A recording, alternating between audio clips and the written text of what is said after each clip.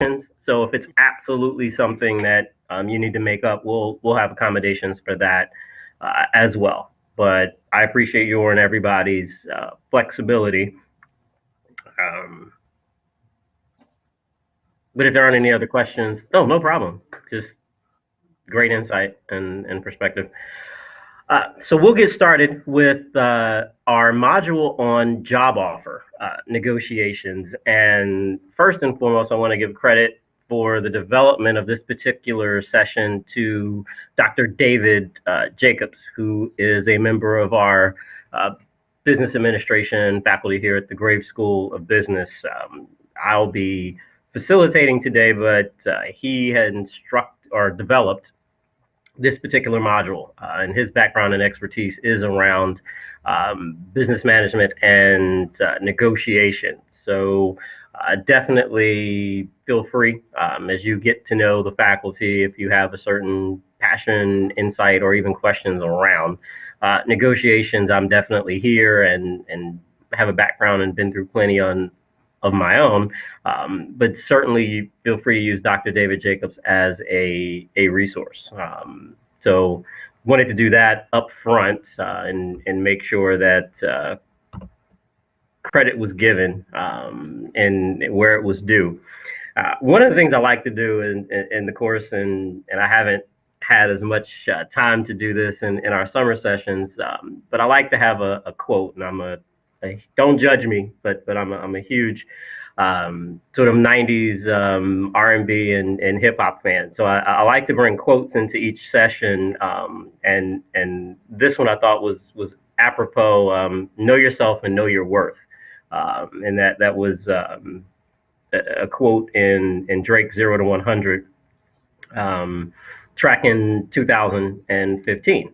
What I'm finding generally in the program is there's several students that do not understand and know what an MBA salary is. So therefore, they may accept salaries below that range. That there are students that aren't using the vast resources, in many cases free or free to students, to help them understand prior to phone screens how to know and understand what the ranges are for those specific jobs and positions.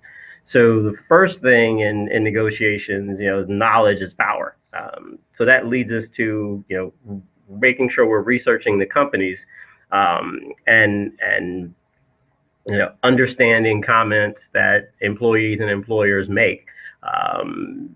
And in many cases, if you're looking for state or nonprofit opportunities, they are required by law to post the salaries for those positions. So it's, I believe, 1090.org that you can go into and see everyone's role and position at specific nonprofits. And through a simple Google search, you can find, again, state roles and salaries that are out there. And so a lot of times I think we get so caught up with, oh my goodness, I finally made it through the first round, or I finally made it to the interview, and okay, they're going to call me with an offer, and I'm nervous, and I hope I get it. But we totally miss the making sure that we are vetting and we're prepared ahead of the time, so we know what our offer should look like, and we understand what we like to call, our BATNA, our terms. And we also need to be making sure that we use our detective skills and understanding the salary ranges, as I talked about before. So this again is a great insight for wanting to have those one or two connections, if not more, inside the company, and as you build rapport and trust, they may be able to help you understand some of those bands and levels of salaries of how companies share information. Also, we'll be talking later about Glassdoor, as was briefly mentioned in previous sessions, as a resource to understanding salaries specifically. Um, there's NACE, which is the National Organization or National Association of Colleges and Employers, and they produce annually salary information around careers and graduates and what salaries are, which fields salaries are growing and what have you. Morgan State University has a membership through NACE, and all of that information is accessible through our career um, development center. So if you are not certain about what salaries you should be able to dictate based on your career assessment, or maybe you are looking at two or three opportunities within career assessment and salary is a big factor for you, there are opportunities like NACE, also the others that are listed here, designsalaries.org, Weddles, the PayScale, salary.com. All of these are different resources that you have at your disposal to, again, determine what are the salary ranges. If we were having this conversation 10 years ago, I would be telling you don't bring up salary or don't discuss salary until an offer is about to be extended. And that is still the preference that I would suggest, but a lot of times you aren't given that opportunity. The market has gotten pretty savvy with weeding out salary as an issue early on. There was, and I think I've shared this story. I'll share it again. There was a particular employer that was at the career fair that we had, our master's career fair last September, and took an interest in a particular student and literally asked. So this is not a phone screen. This is just sort of initial conversation. What do you expect to be making when you graduate from here? And the student threw out a number that was probably about $25,000 less than the salary that that company was offering. So right then and there, that student lost a lot of dollars and, well, potential dollars, but even favor with that particular employer. So the rule of thumb would always be to not give an answer. The rule of thumb would be, well, right now I'm really focused on the right opportunity, and I am sure that we'll be able to come to terms on a salary and package um, based on my background and experience. That's the customary line item and what have you. Now, if there's pushback around from the recruiter, HR rep, hiring manager, and they say, well, we just want to make sure that we're in the ballpark. That's where you want to be comfortable and know a specific type of range. Or if worse comes to worse, at least know where you should be based again on your salary, I mean, based on your degrees, experience level, and background. So you don't undercut yourself. And again, using tools like Salary Resources, Design Salaries, Weddles, PayScale, and Salary.com, you'll be able to get a good gauge for those numbers. I know that I've said a lot. I want to make sure that was clear for everyone because I kind of talked through two or three different ways to play your hand in this negotiation, and I want to make sure that everybody's following me. Great points. Okay, everyone can hear me. Great, thanks. I appreciate that, Brat. So again, a lot of students are using Indeed and Glassdoor, LinkedIn, other resources to look for opportunities.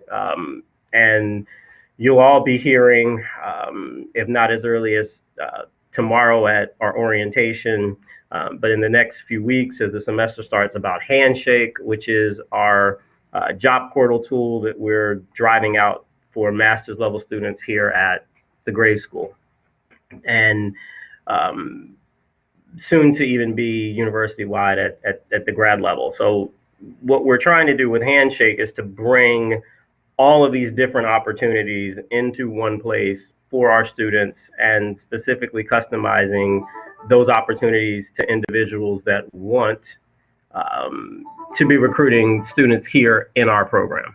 Um, so, but back to a job offer, and I apologize for the background noise. It's a call coming in, but obviously I'm not taking it. Glassdoor, so Indeed will begin to list several opportunities that are available. And as you all begin to see opportunities that you're interested in, it is definitely worth it to go into Glassdoor specifically and take a look at salary ranges. Every student that's a part of the program here at the Grave School has access to Glassdoor for free. So I think if you went on individually, you might get a 30-day free membership. But as a student, as long as you log in through the eBear system, you will get access to Glassdoor.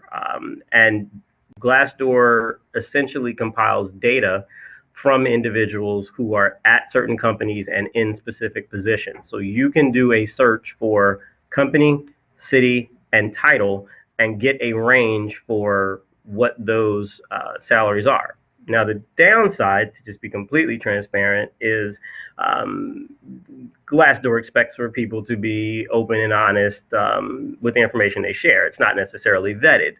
So, when we talk about something like salary.com is a lot more accurate. But again, the tool that we have that's free and most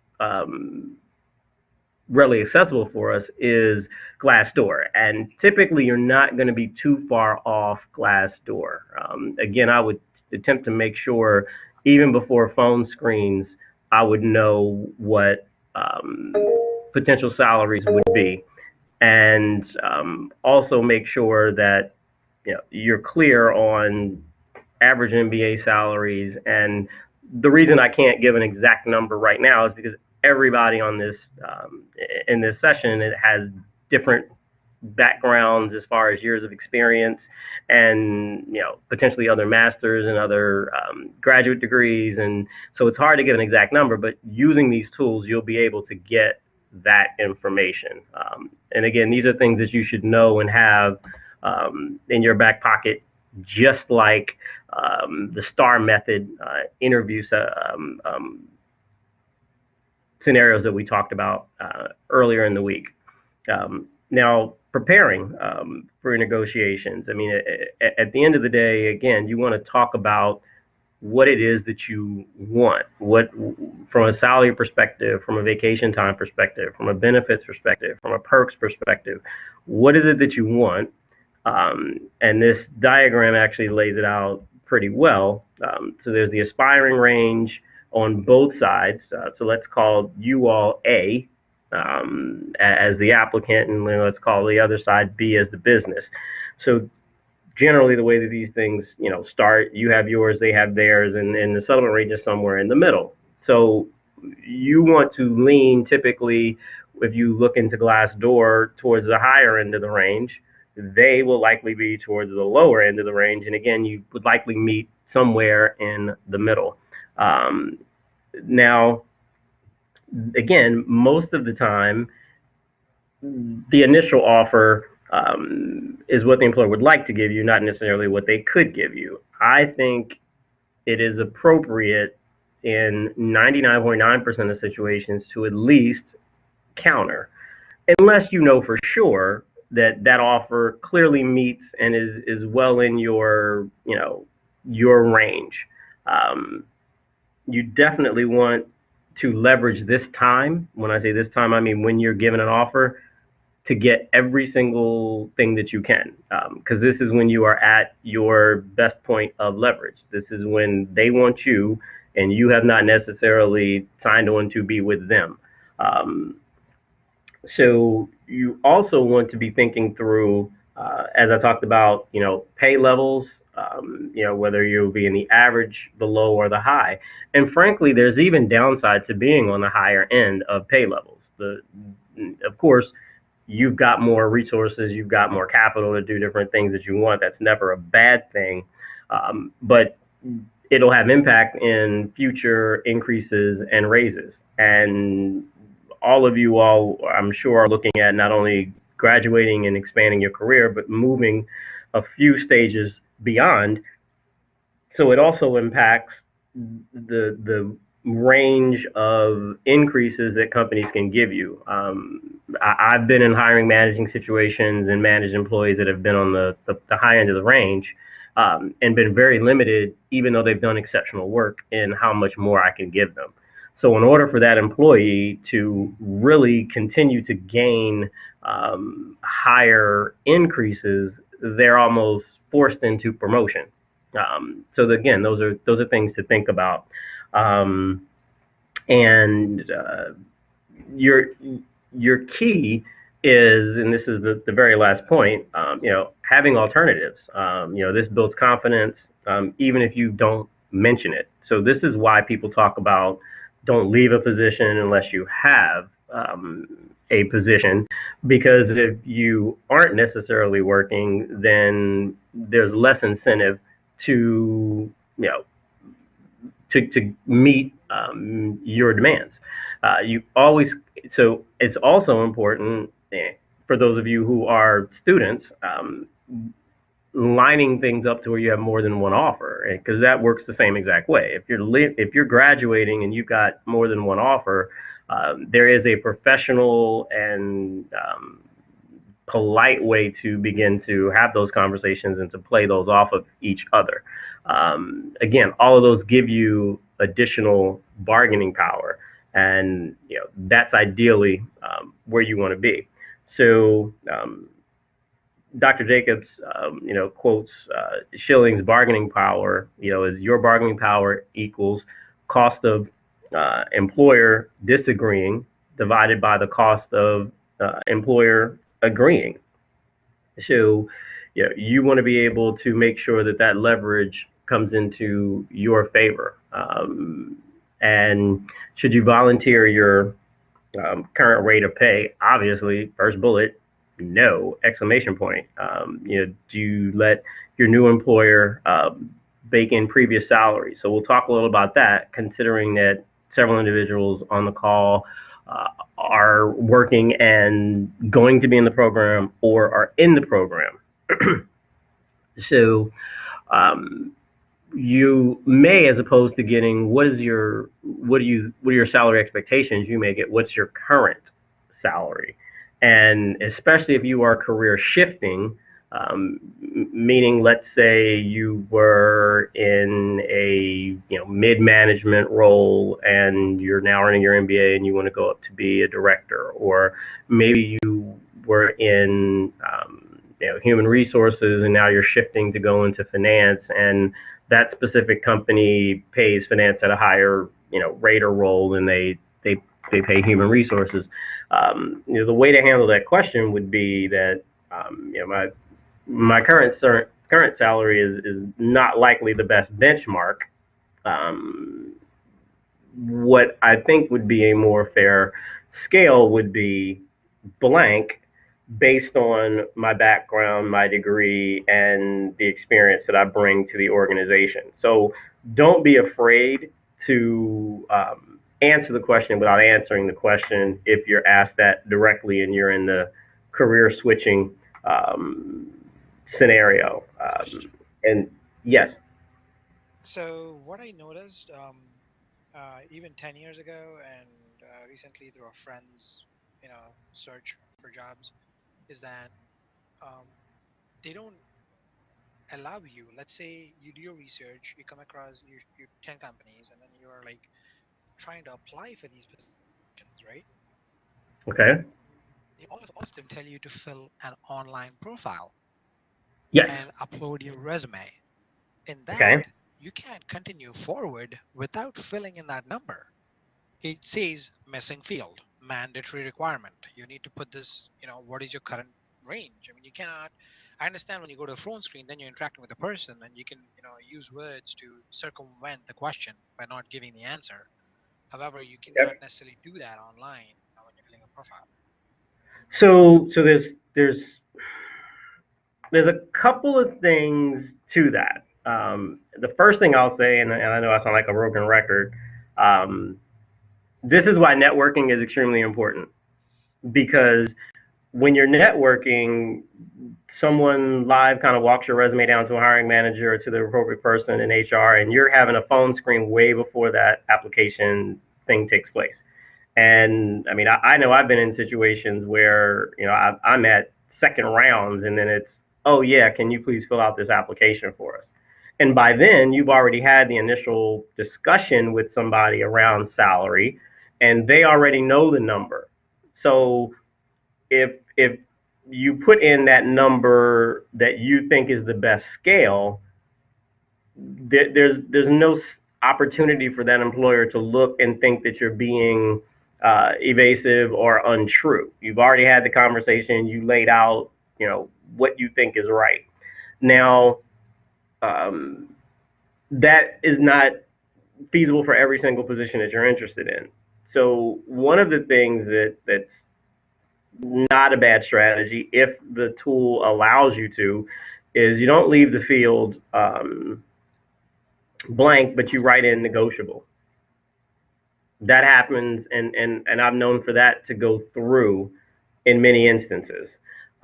Also, I've known for the tool to be so sophisticated that if you don't have a number in there, again, it won't let you move beyond that field. So I think if you're absolutely pushed to where you have to enter a number into the field, then you go with the correct, honest answer. And at the time of negotiation or at the time of offer, they come back and say, I'm using rhetorical numbers here, we're going to offer you 80. And then you step back and you say, well, is that negotiable? And they may say yes or they may say no. If they say no, again, that's not that much flexibility. But what you got to think about there is that a sign of them showing that they really want you or not? They may say, no, the salary's not negotiable, but there are other parts of the offer that are. Um, Even if they say no, I still think that you could eloquently and politely point out, well, this seems to be based on my previous salary, yet I now have, earned my master's or my second master's or what have you. I've gained additional experience in the field. My research dictates, an offer to be between blank and blank. That may give them enough insight and information to go back to a hiring manager and say, we need to kind of reevaluate this, or go back to human resources and say, we need to reevaluate this. It may or it may not work. Remember, it's a negotiation. But to answer your question specifically, Bharat, I would try that, to put in negotiation instead of a real number. But if your back's up against the wall, you put in the honest, ethical answer of where you are and clarify at the time of offer why you feel that you deserve more. Understood. Excellent. Again, craft over brand. I mean, this is a Gershon, professor at University of Indiana, Bloomington. Spent time interviewing, job seekers, specifically in Silicon Valley, and wrote the book Down and Out in the New Economy: How People Find or Don't Find Work Today, which I know. There's some excerpts through the link there. I'll make sure this presentation, well, actually, you'll be able to access the link from the recording. But this was a very strong read that Dr. Jacobs essentially swears by.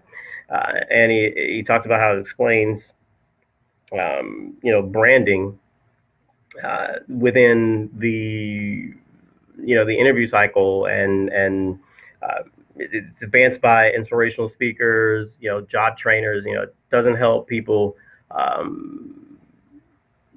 to necessarily get jobs, but it does make us more accepting of increasingly dehumanized job markets that puts workers as products rather than people. So really what this is getting at is why it's important to have your brand and why it's important to be confident. And it's impossible to know your value and to be confident if you haven't taken the time to really get that and understand it. And it's impossible to assess your value at every single space and area.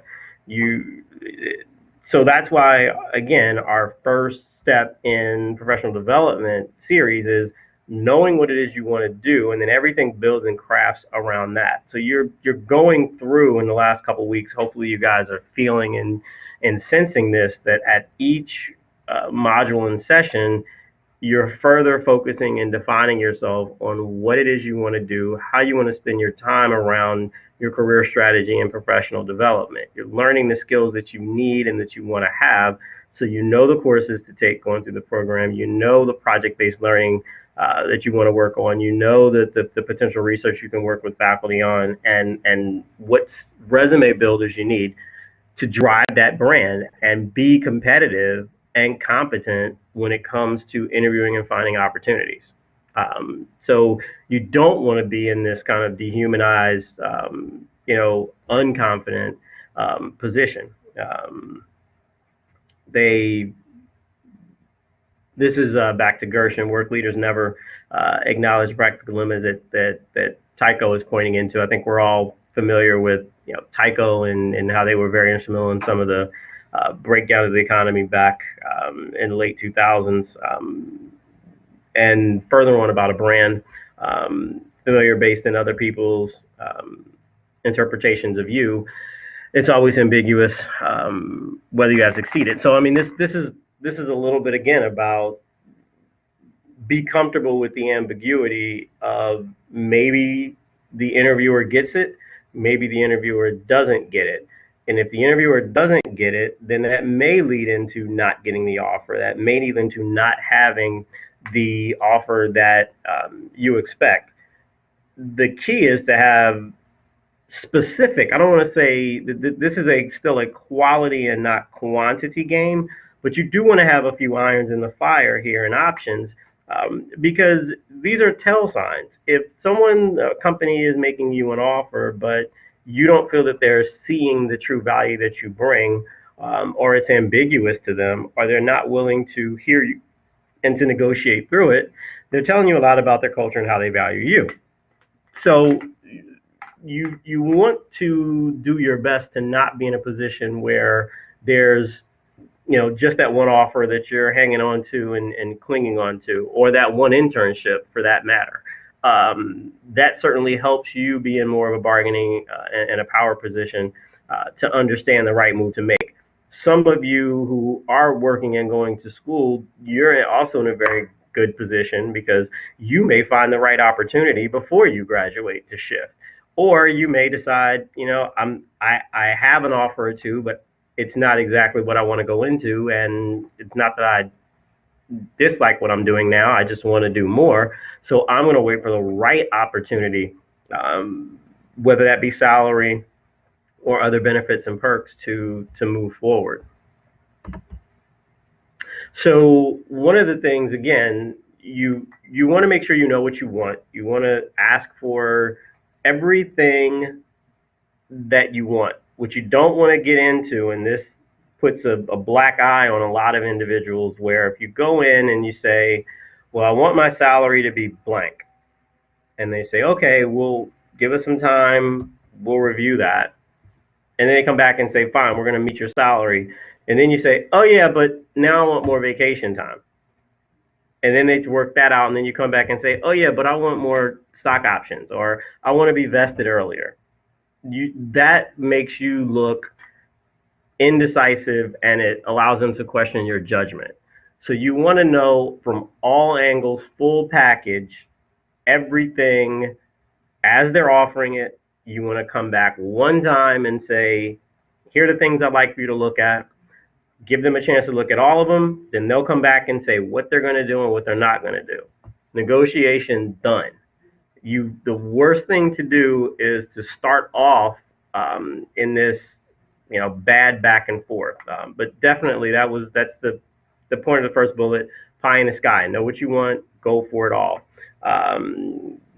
Starting ask versus target and resistance point. We went through that diagram earlier. Once you're hired, your bargaining power may decline. And it's a lot like buying a car. As soon as you drive it off the lot, it loses its value. But there are ways to absolutely gain the value when you're in the organization. Again, now it's back to performance. It's back to keeping that performance, image, and exposure strong. It's back to making sure that you're showing your value and driving results for the organization. And that puts you right back into the potential for promotion and so on and so forth. Um, But and if you were to that's just again where we get into enhancing. Was there a question? yes, Dr. Fletcher. So if you hit them with 10 different things, well, I don't think there are 10 different things. Let's just say all four things at once. Okay. Like, this guy's asking for too much. Who does he think he is? I mean, that kind of mentality might set in with the. Well, it could, but that is a lot less likely than okay. He asked for two things. We gave him one and a half, and now he's back asking for two more. And okay, we gave him one of those two things. Now he's back asking for a third. Frankly, folks don't have time for that. And what it requires internally to go in and get those approvals and exception, you're frankly wasting a lot of people's time. So, once people, so that's almost, think about it this way: if you were to propose and you have the ring, you're down on your knee, you're proposing, and the response is, can I get a little bit of time? I mean, can I really prefer, rose gold versus platinum. Do you think we could go up a carat on this? So, I mean, imagine how that would make you feel psychologically. It almost makes companies feel like, do you really want this position? Or why do you want this position? Is it only about money? Organizations, whether we're talking about huge conglomerates or whether we're talking about a small mom and pop, there is love and passion and interest and I mean, as we talked about earlier, people spend more times in their professional careers than they spend time with their families. So there's a lot of blood, sweat, and tears put into these things. And if someone extends that offer to you to come in and be a part of their team, to be a part of something they care so much about, and then you go back and forth 3 and 4 times on it, it really shows, it gives them the opportunity to question how much you really want to be there. So you're right. If you have 10 things, you do need to kind of have the initial gut check of, am I asking for too much? Is this fair? I mean, pie in the sky is what we want you to ask for, but we also want to be realistic. I mean, if and this again is where good insight around ranges and the perks that are there will help you, because there's guidelines, especially in large organizations, around what can be offered at certain stages. So you want to get as much as you can. You don't want to ask for so much that you offend them or you come across naive, but you certainly don't want to begin to go back and bring and add things to the table as the negotiation goes on. That's the main point that I'm making. Is that clear? It's absolutely clear. And just thinking about certain situations where, like you said, once you're in the door, then asking for something like, "Hey, why did I only get this much of a bump versus this much?" Which is what I was expecting. Well, economy, all kinds of BS reasons get thrown at you, and you really can't do much at that point. As far as trying to get other perks, or in the initial stages, you ask for so much that the guy sitting at the other side of the table, the hiring manager, is like, "Wait a minute, this guy's getting more than I'm getting right now." I So mean, why should I and I even mean, consider? yeah, I mean, there are some weird situations like that. I mean, that's rare. And then you also have to think about this. I mean, if any of you end up wanting to pursue, sales roles, I mean, a lot of times it's expected when you're in sales roles or other roles that require negotiations, things like procurement and what have you. Well, wait a second. If you're not willing to negotiate for yourself, or you don't have strong negotiation skills for yourself, how can I expect you to negotiate a good contract for me? Or how can I go out there and expect you to negotiate strong sales for me and pricing for me? So, those are, so even at this time, you're still kind of being looked at. Um, So Glassdoor and consulting rates, that's a good question, Pamela. I'll have to look into that one a little bit. And if Glassdoor isn't the best, I'm sure that there are some type of results or resources that we can pull together to help with that. Don't let me forget to circle back with you there. Um, but one of the things that I think is key is the last. You're more than welcome. One of the last points is the final bullet. Wages or salary is only one piece of the negotiation. There are particular, other benefits, around flex schedules, around, especially in areas like DC, Baltimore, where traveling and commute can be tough. Can I work from home one day, 2 days a week? Things like vacation time. Can I get, as opposed to the traditional 2 weeks, can I get 3 or 4 weeks? For those of you that have been working and have built up 3 and 4 weeks in vacation time, you want to make sure that when you take a new role in a new position and they say up 2 weeks, you want to remind them, well, I've already built up 4 weeks with my current employer. Is it possible to have that grandfathered over? Can I get more time? Um, Especially here in this area, with federal holidays, so on and so forth. I mean, there are individuals that have 12 days that are quote unquote federal holidays beyond your 2 or 3 or whatever weeks vacation. And if you take another role, you may not get it, but you at least want to ask, and try to make sure you're not leaving anything. Individuals at certain points and at certain stages are given options. There's things like vesting, where when is your 401k matched, and at what percentage. Those are all things that you can begin to negotiate around. Stock options, stock grants, and understanding those differences, especially as you get to director and senior manager type levels in corporate accounts. So it's not all about salary. I've known executive level positions to even have country club memberships and things negotiated into contracts. For those of you all that are coming in at certain levels, negotiating around professional fees and conferences and things of that nature, to be a part of agreements. At high executive levels, they're actually contracts, so you're not at will. Now, again, I'm talking pretty senior level in those last few points, but I want to make sure that everyone here is thinking through, beyond just salary, but vacation time, benefits, vesting, so on and so forth as they're negotiating. Um, yeah, and this is exactly sort of the same point when we're talking about technical and functional competencies, autonomy, independence, entrepreneurial creativity. These are all things that you'll be able to decipher from your career assessment as to where your strengths and your opportunities are, and being able to convey them, and even remind folks at the time of negotiating, because this may very well be a week, 2 weeks after interviews, and maybe some of the things that they liked in the interview that they really saw as the opportunity, they have either slipped their mind, or maybe it's a tense negotiation and they're more focused on negotiation versus some of the value that you bring. You certainly want to anchor them in what you bring to the table, and then you want to make sure you understand whether this role in particular job matches where you see your career going, and the anchors that you've developed. Does the job fit in and provide the resources and experience to get you to your desired point in place? Mentioned it in our last session. You all should constantly be thinking 2 steps ahead. Not the job that you're interviewing for, but does this job that I'm interviewing for take me to where I want to go in the next 3 years, 5 years?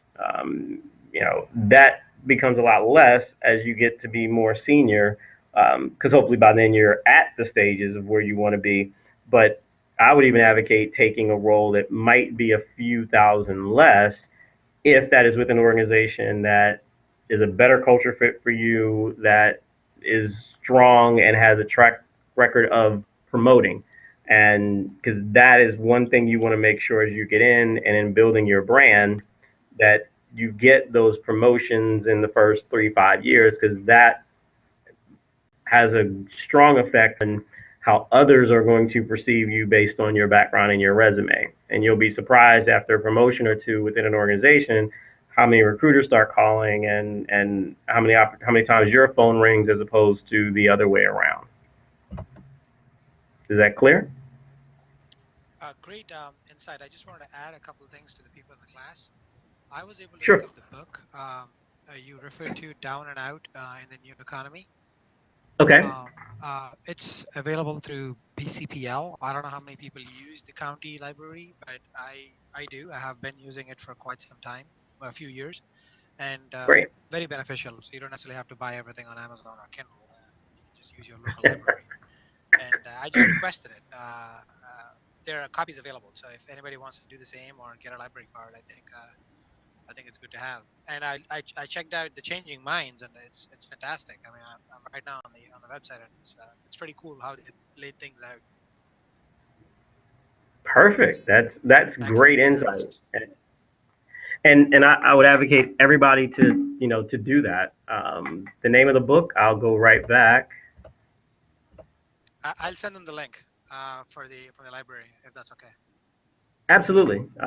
It's Down and Out in the New Economy: How People Find or Don't Find Work Today. It's posted. And I just wanted to add about the culture of the organization. I Yes. took a $5,000 pay cut. Back in 2008, I got laid off, and I had 2 weeks to find a job because of my Wow. visa and stuff like that. And I lined up two jobs, flew to Oakland, California, and then Baltimore, Maryland. That's what brought me to Baltimore. And the people in California were going to pay me $5,000 more, but I ended up taking the job in Baltimore because I liked my boss, who Got it. interviewed me with that technical session and everything else. And I said, you know what, I want to work with this guy, even though it's less of pay. And turns out, I for some miraculous way, I made the right decision. Well, you bring up an interesting point, kind of subtitled in all of that. You got to factor in cost of living. I mean, not that the Baltimore area is the most inexpensive in the country, but if you're talking about Oakland, San Francisco, that's essentially the most expensive. So if you begin to factor in things like cost of living and salary, you probably came out on top from a what hits your bottom line, and what resources you have to create wealth, or just live on, and that should definitely be a part of this overall lesson. So I will make sure that we add at least a slide on cost comparison tools, and some of those resources. And if anybody on this call is looking at and comparing the salaries, especially if you all are open to relocating as you're going through the program, and being offered opportunities, even if it's briefly for the summer. I want to make sure everyone knows where they can go to get quick and effective cost comparison tools to really understand what that salary means in those other areas based on things like rent. It's very detailed grocery shopping and all different things they factor in, utilities cost, and it's valuable information as you're trying to compare apples to apples in offers. But key to success to job offer negotiation, again, as we talked about, researching company and industry so you really understand the salaries and what have you. Preparing for, I'll make sure we update that typo, but preparing for the negotiations. If you're going into it blind, like I said before, heart's pumping, will I get the offer, will I not get the offer, and you're not prepared to speak to your value or know what you're asking for, you're at a disadvantage. And that's the exact opposite of the bargaining power. This is when you're receiving the offer, when you are at your point of highest bargaining power, and you want to leverage everything that you can. We talked about, again, what to ask for and what other levers to pull beyond just salary. We talked about the career anchors for you and for the the employer. And certainly, wanted to make sure you understand after an offer is made, kind of what's the next steps and follow up. Will it take them a day? Will it take them a week? Will it take them an hour? To get back in touch with you. So, those are all keys to having success throughout, that process. A few other quick points. Definitely you want to get your offer in writing. You want to make sure that all the commitments are listed and that you agree to all of the terms that are there. This is not one of those times where you should just jump in and sign anything. You want to clearly understand what you're being asked. I'll take this as another opportunity to remind everyone, I would not, if you're in a position, I would not leave that position or turn in any letter of resignation until everything has come back. Background check stuff, of course, a live offer in writing where terms are agreed upon. I've known individuals that simple things as far as number of speeding tickets, things that they didn't even know about that were in their background, credit issues that weren't even theirs, but somebody had a similar name or there was some error somewhere. All of these things cause major issues, potentially, as background checks go through. And if you turned in your letter of resignation and it's been accepted, there isn't any turning back from that. So you want to make sure you time all of this correctly, and everything is taken care of it on the straight and narrow, as far as starting that new job and position. Apologize. There were just a few former housekeeping points here. But actually, this does remind me, and we'll talk a little more about this on Saturday for those of you that are there. For those of you that are current students in the program, you'll be getting an email shortly outlining the National Black MBA conference, which will be held the 27th, 28th, 29th of September in Philadelphia. For those of you who have successfully completed or will have successfully completed this Professional 601 course, you all are eligible to go into attend. We have limited what we call student ambassadorships that will cover the registration for the conference as well as your lodging. It doesn't cover transportation. In the past, whether it was Orlando or New Orleans last year, students did have to fund that, but this is just a trip up Interstate 95. So I would imagine that there'd be some interest there. A couple of you all as students here at the Graves School can probably, hop in one car, and head up. But there'll be some information on exactly how to express interest and how we'll be selecting student ambassadors coming out shortly. So certainly want to mention that. But if there aren't any other questions or concerns, I appreciate everyone's flexibility today, and hopefully that was insightful. I would like to add something that I've been following recently, and I'm going to Okay. type it in here and see if that helps people.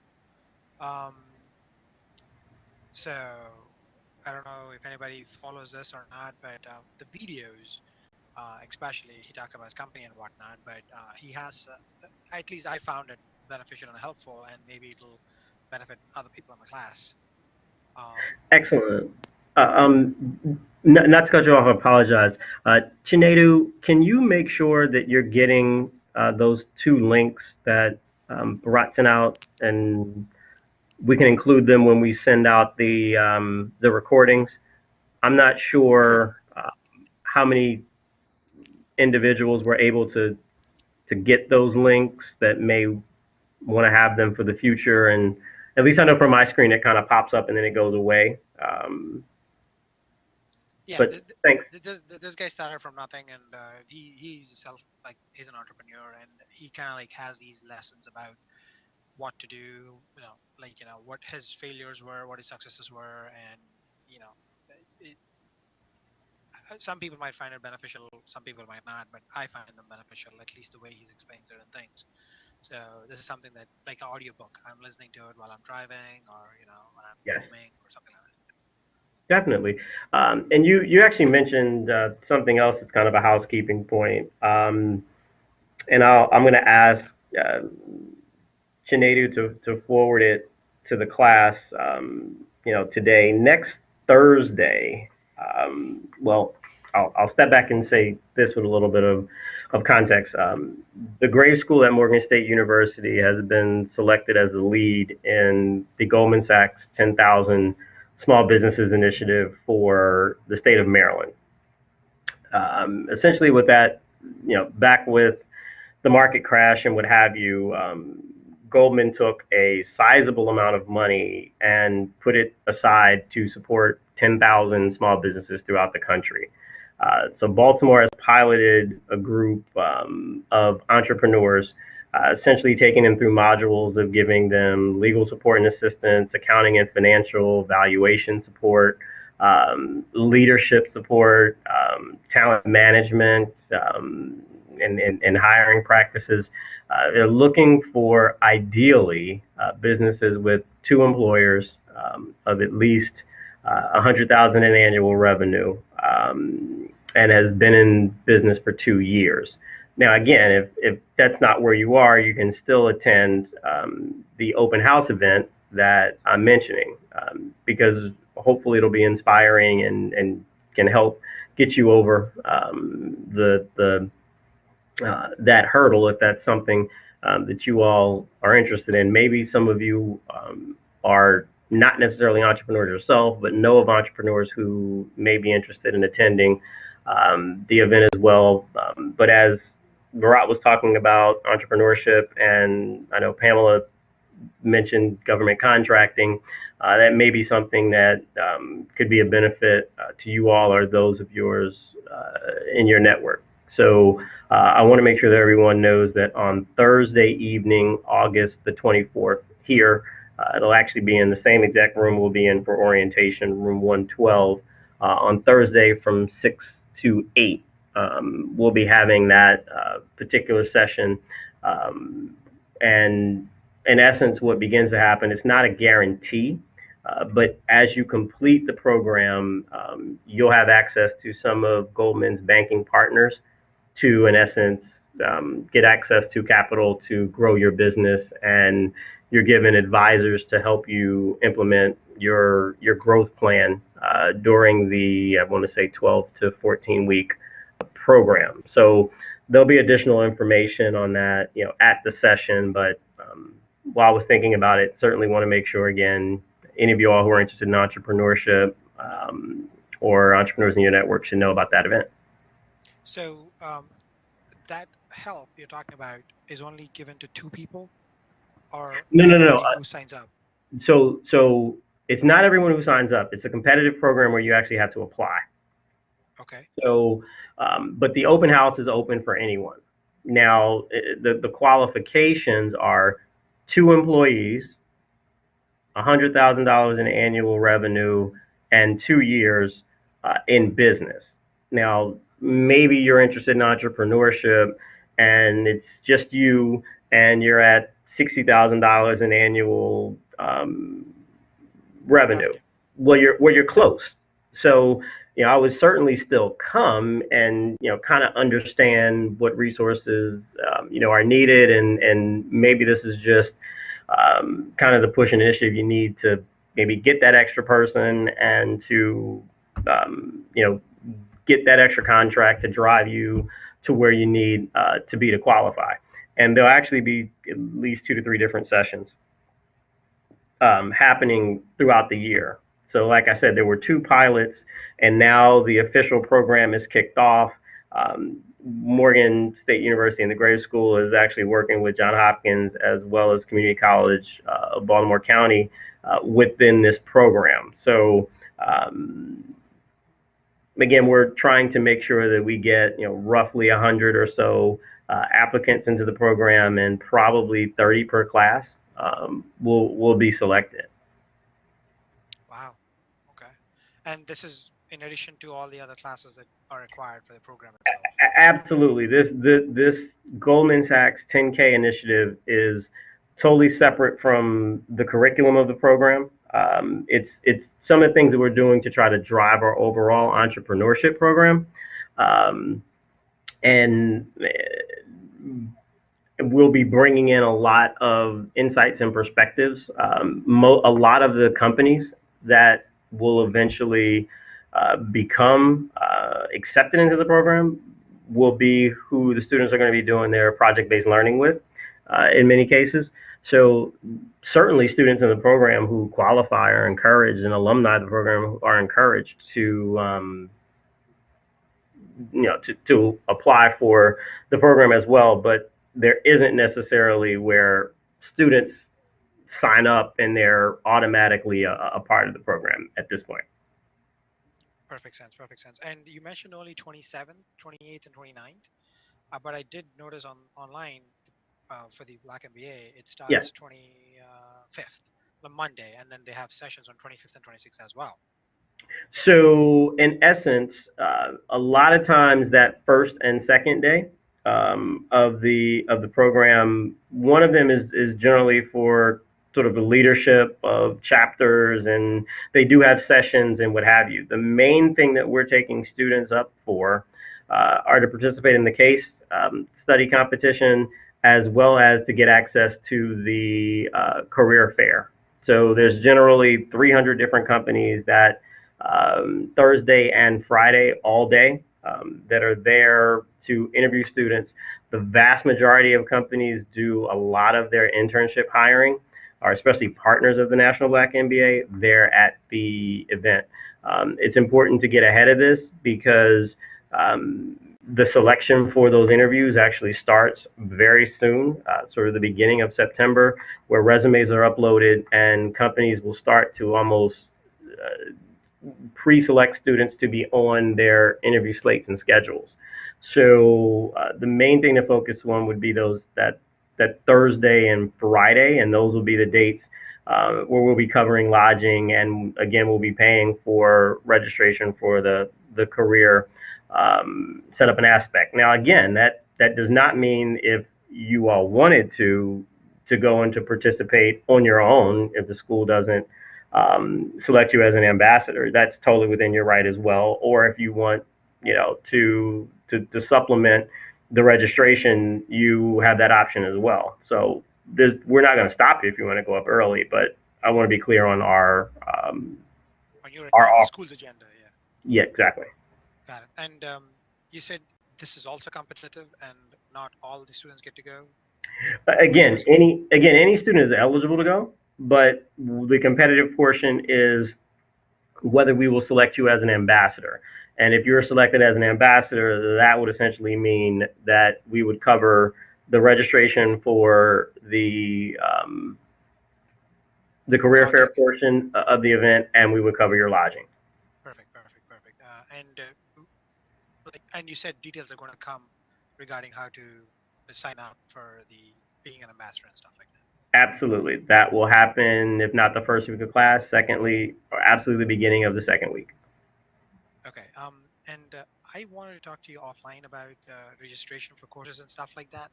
Okay. Is that okay to call you in the next 5 minutes from now? I'll be very honest. Just trying to get tomorrow together, I'll probably be a little difficult to catch. But don't fret. Certainly try me, and if you catch me, I'll work through everything. But if we don't chat today, we will certainly chat tomorrow. And tomorrow it is. That's fine. Tomorrow. Yep. Well, thank you very much, Dr. Fletcher, and this is very informative, especially looking at various facets, not just the bottom dollar amount, as far as looking at an offer. So thank you. You're more than welcome. Thank you for the interaction, and glad that I was able to help. And if anyone else has questions that come up later on, feel free to reach out. Thank you. See you tomorrow. Thanks so much. Happy Friday, everyone. Enjoy. See you Happy tomorrow. Fridays. See you tomorrow. Bye.